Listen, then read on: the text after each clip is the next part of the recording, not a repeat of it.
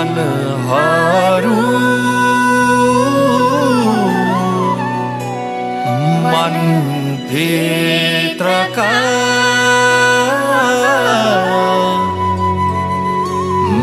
मनहरू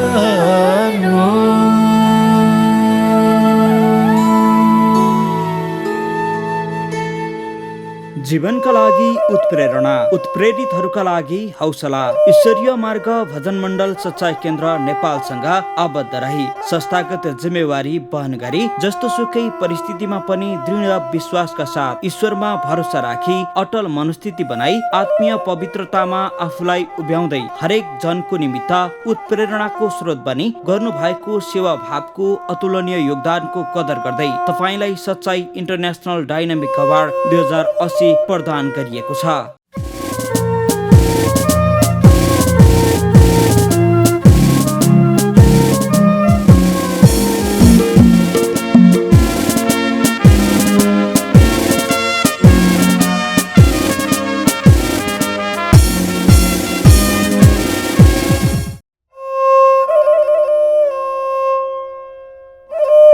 समस्याको समाधान मात्र होइन, अवसरको सिर्जना समेत ईश्वरले गराउनुहुन्छ।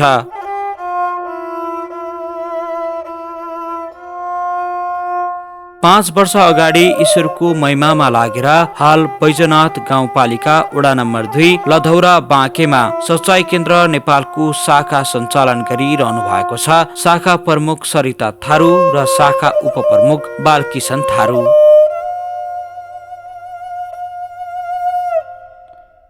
छालाको एलर्जी साथै चाहेका कामहरू पूरा नहुने समस्याले सच्चाइमा लाग्नु भएको थियो सरिता थारू। त्यस्तै बालकिशन थारू छोरीको जन्मेदेखि नै देखिएको हिड्न चल्न नसक्ने समस्याले सच्चाइमा आबद्ध हुनु भएको थियो। हाल उहाँहरूको जीवन अति नै सुन्दर बनिरहेको छ। उहाँहरूले सञ्चालन गरेको शाखाबाट अहिले धेरै जनहरूले उद्धार पाइरहनु भएको छ।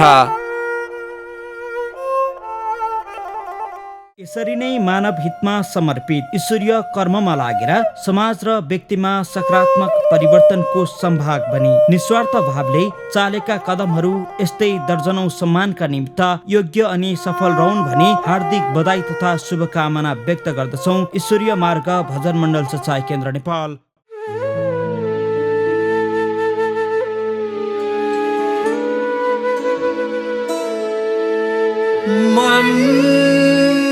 भित्रका मनहरू मन भित्रका